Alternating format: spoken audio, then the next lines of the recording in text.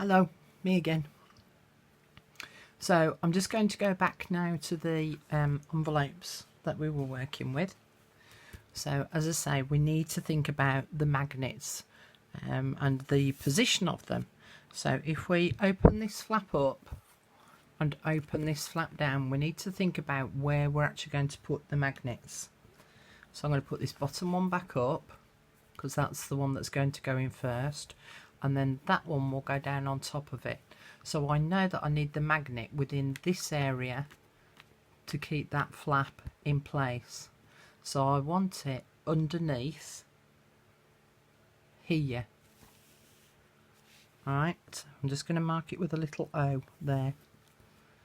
Alright, and we know that that little O is going to come into contact with the bottom part of this envelope. Alright, now I'm not going to put a little O on that because I don't know where that magnet's going to go just yet. But I need the magnets in place before I attach the papers. Now the papers that are being attached to here and here are this one, because that's going on the main flap there, and that one at the top.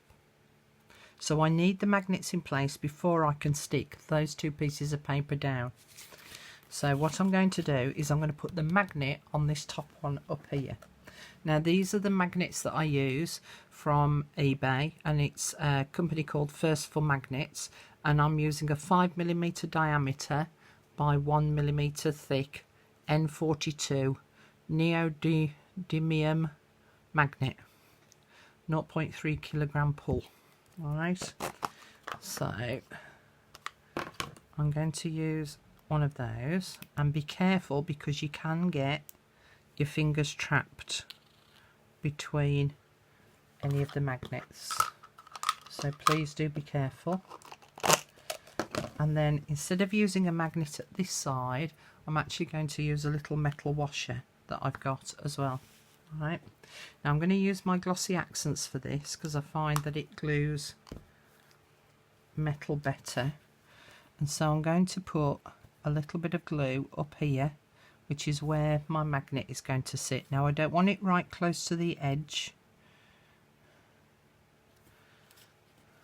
Alright, can you see where I've put that? So I don't want it really close to the edge. And then I'm going to get a little bit of my micropore and cut a little strip off and put that over the top of the magnet. So this now acts as a barrier between the magnet and the washer so that I can position the washer. Alright, so I'm going to sit the washer on there. You can see it just automatically goes straight to it, and then I'm going to put a little bit of the glossy accents onto that washer, and I always put a pin back inside my tube to just keep it clear so it doesn't clog up. And then I'm going to close that down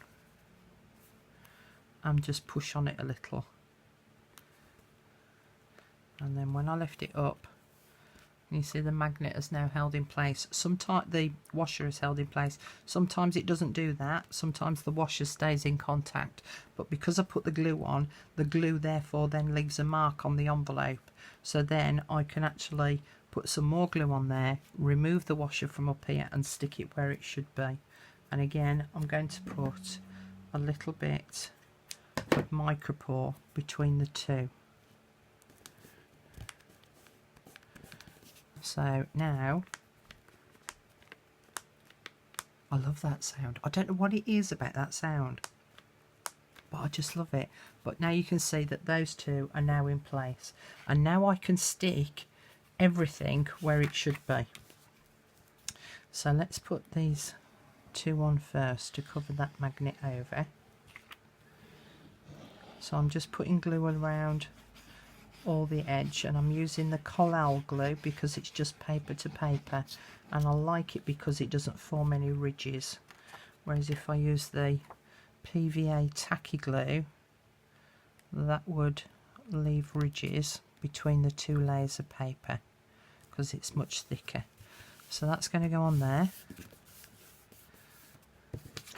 And this one is going to go up the top. So again, I have already distressed all the edges of these papers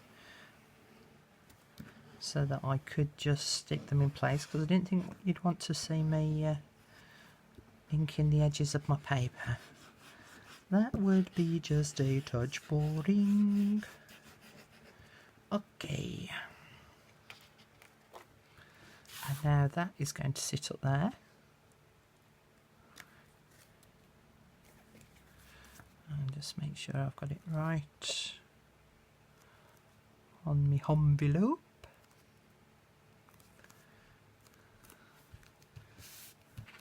Okay.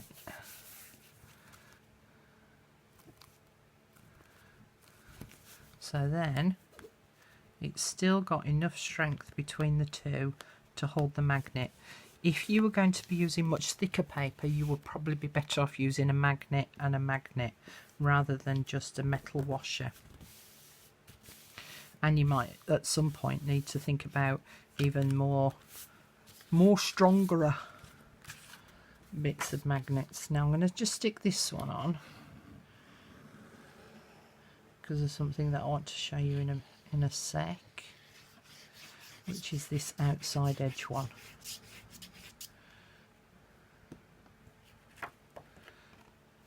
And that will go on there like that. So you need to have the magnets really close to each other. So if I'd put the magnet underneath here, it would have to go through that piece of envelope, the next piece of envelope, and the next piece of paper before it actually made contact. So that's why I wanted it on the inside underneath here. Now I found this little bit of trim with the beads hanging off, and I thought that that would look quite nice as the closure. Oh, that didn't work, Carol. I'll tell you what, I might leave these two. Put the two on. No, that looks silly. Let's see if I can do it without this one fraying. Better. I'm just going to put a little bit of glossy accents on there to keep that together because it's just fraying somewhat. I'm just going to leave that to the side to dry before I actually glue it in place.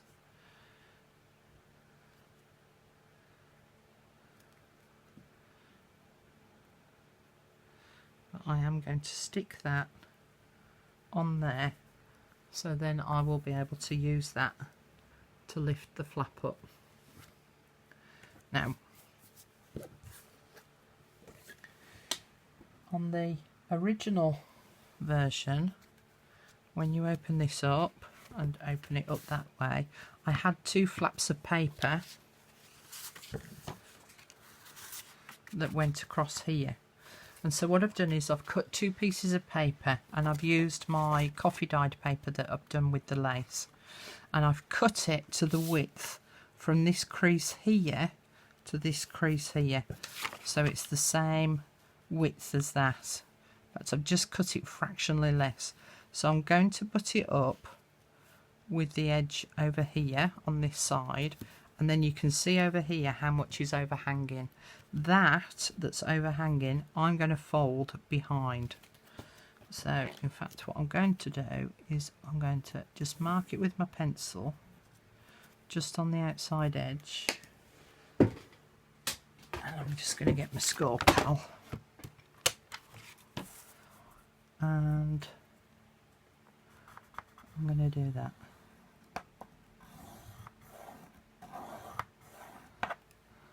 And so I know that was lined up with the 2 when I did it on the 7.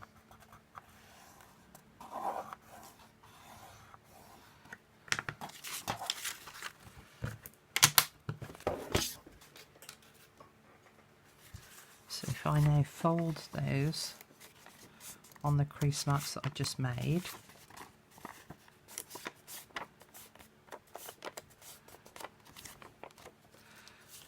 so that flap will now go underneath there, And I could mitre the corners a little bit if I wanted, but I've no need to because it's not going to be seen. I'm just going to line that up with that crease.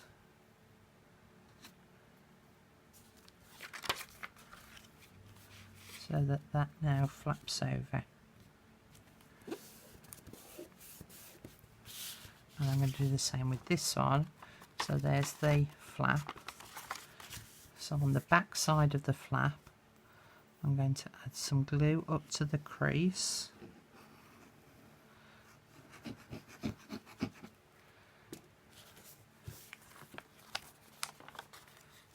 And I'm going to sit that on top of there up to the edge of the crease.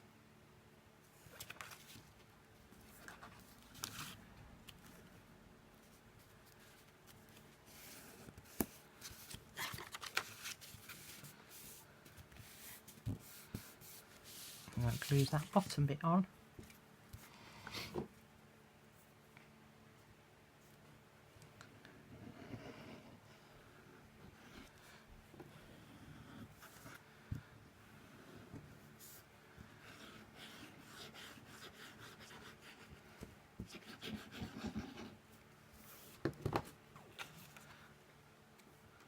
Onto there.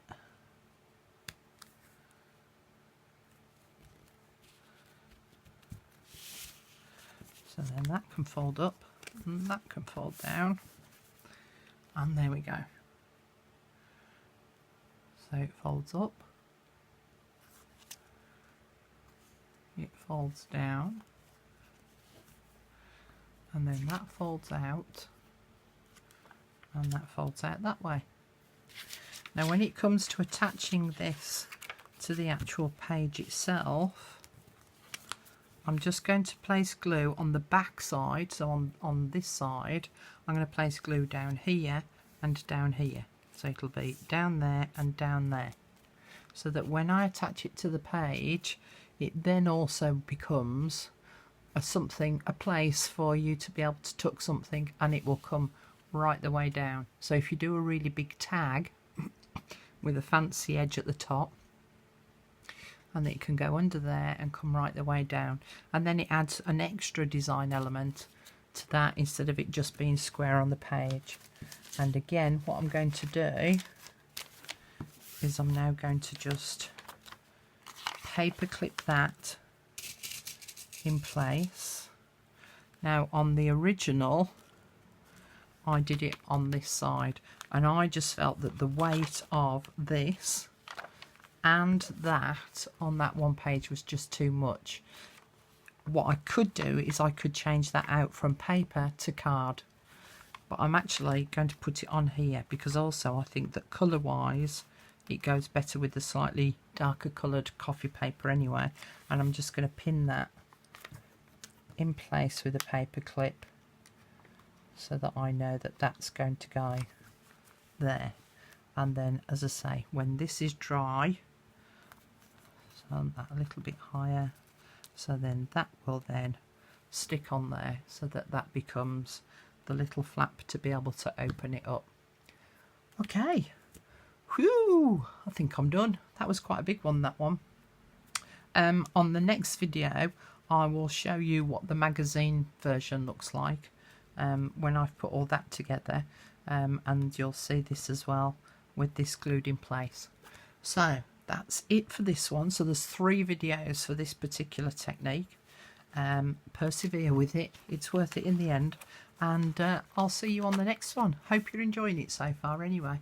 See you soon. Bye.